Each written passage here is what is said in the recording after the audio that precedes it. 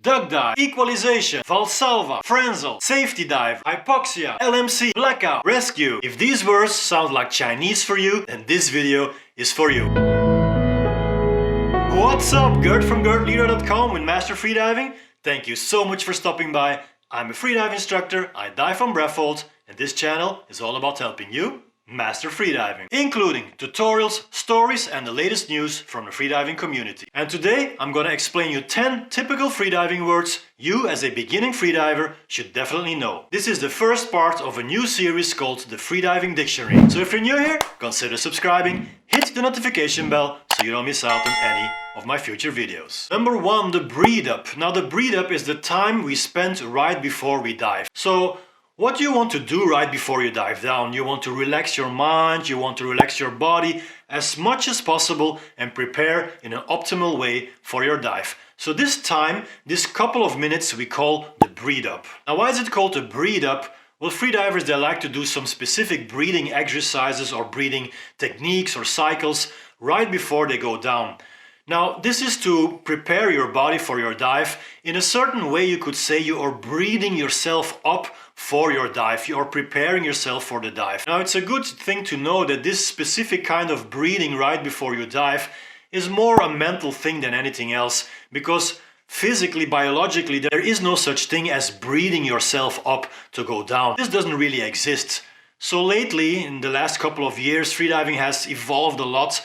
And freedive instructors these days, they talk more about a relaxation phase instead of the breathe up. Now you can do the breathe up in various positions, like horizontally laying down on the water, using some kind of floating device like a noodle or an inflatable pillow, or you can sit straight up, or you can just hold on to the buoy, wait a couple of minutes, get your mind into the zone, and then go down. Number 2, the duck dive. Now the duck dive is the easiest way to break the surface. Now what does that mean, breaking the surface?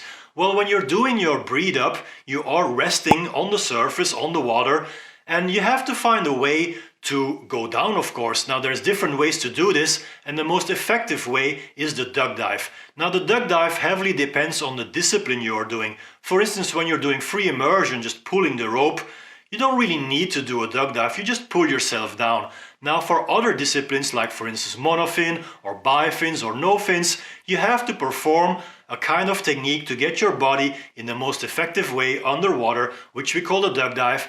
Just imagine a duck diving, and that's exactly what you're gonna do. The better your technique at duck diving, the less oxygen, the less energy you're using, and it goes without saying that a perfectly executed duck dive is the most optimal way to start your dive. It is perfectly possible to cover 3, 4 to 5 meters deep only with one duck dive. Number 3, equalization. What is equalization? You have to clear your ears. Everyone who has tried to go down while snorkeling a couple of meters has certainly felt a certain pressure in the ears.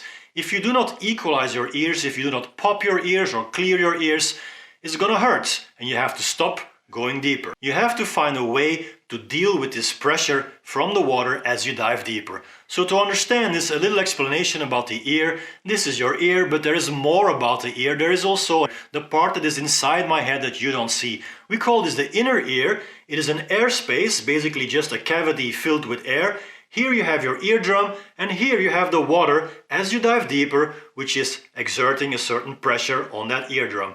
So as you dive deeper, the more the eardrum will flex inwards, and if you do not change anything about the situation, it will start to hurt. So what does it mean, equalization? You're going to balance the pressure inside of this inner ear with the pressure outside. So this pressure has to be equal with this pressure so the eardrum can get back into a normal position. You're doing this by basically pushing air into the inner ear. Later on, I will explain you how to do this. Deeper, equalize, deeper, equalize, deeper, equalize, deeper, equalize. It is a constant equalizing of the ear as you go deeper. If you would not equalize your ears, eventually the pressure would become unbearable and the eardrum is going to burst.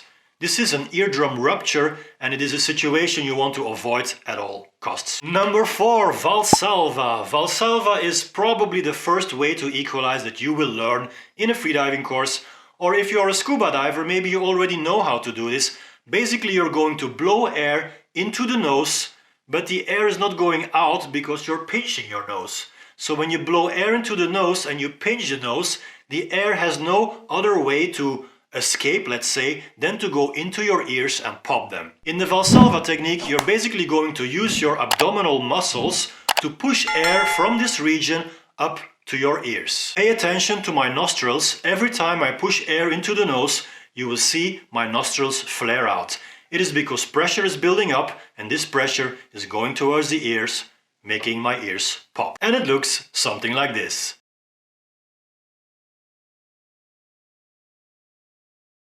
That's a valsalva equalization. Number 5, frenzel. Frenzel is another way to equalize. While valsalva has its limitations in terms of depth, frenzel can take you way deeper.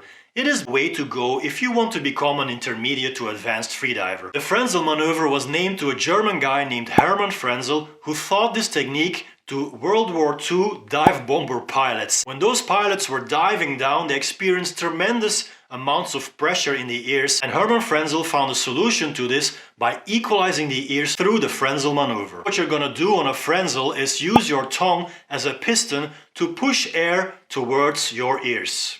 So this is very different than the valsalva maneuver, in which you use your abdominal wall to push air from the lungs towards the ears. Using the frenzel method, you are using air that is already available in your mouth towards the ears to make the ears pop. As you become a more advanced freediver, you will start to appreciate the frenzel technique and discover there is many different ways to actually execute a frenzel.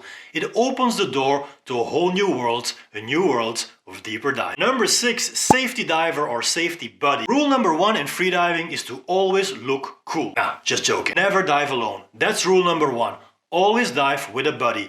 Now this buddy has to be a skilled person, a person who knows what to do in critical situations. The job of a safety diver is to make sure that everything will be fine with you, if anything would go wrong. Let's say you're doing a 20-meter dive. You go down, you reach the bottom, you turn. At that moment, your safety diver will go down and meet you somewhere halfway, which is around 10 meters. Then both will face each other and surface together. Now, why is this? What is your safety diver gonna do? He's gonna look for signs of distress, signs of things that might go wrong. Number 7, hypoxia. Hypoxia means extreme low levels of oxygen. Hypoxia, however, is a situation you want to avoid at all times. So when your safety diver is going up with you, he or she is gonna look for signs of hypoxia. First of all, blue lips. When your lips are turning blue, that is an indication of extreme low levels of oxygen, hypoxia. When you are experiencing hypoxia, you are hypoxic. Another sign of hypoxia are distressed eyes. When you are all relaxed, you have this soft look on your face and you're like all okay. But when you're in distress, when you're in panic, when anxiety takes over, when you're entering into a state of hypoxia, you can really see your diver looking at you with wide open eyes. As a safety diver, you have to be very alert at that time because you know that this is a critical situation. Other signs of hypoxia might be uncontrolled movements or even an uncontrolled exhalation. Number 8, LMC or samba. LMC means loss of motor control. Now when your diver is hypoxic, this can easily result in something worse, which might be an LMC, loss of motor control. Basically, your diver remains conscious, but at the same time is unable to coordinate his or her movements. It looks a bit shaky, it looks a bit like your diver is shaking or even dancing, and that's why they call it a samba, because in samba, in Brazilian samba, carnival, Rio de Janeiro, I think they're shaking quite a bit. Usually a samba or LMC doesn't last that long, a couple of seconds most of the time, and then you're back regaining control over your movements. Number 9, blackout. Now an LMC or samba can also result into a blackout. During a blackout, your diver loses consciousness. He or she doesn't know anymore what happens. There is 3 types of blackouts: the surface blackout, the shallow water blackout, and the deep water blackout. A surface blackout happens when you black out at the surface. Your dive is completed, you're surfacing, but you still black out. A shallow water blackout happens between 0 and 10 meters, which is considered a shallow depth. Your diver is coming up, almost reaching the surface, but right before he or she does so, still blacks out. And a deep water blackout is a very rare situation in which your diver blacks out at depth. Guys, if you have any questions about hypoxia, LMC or blackout, Let me know in the comments. Number 10, rescue. Now what happens when you black out? Well, your safety diver will have to perform a rescue on you. In your beginner's freediving course, your instructor will teach you how to perform a rescue.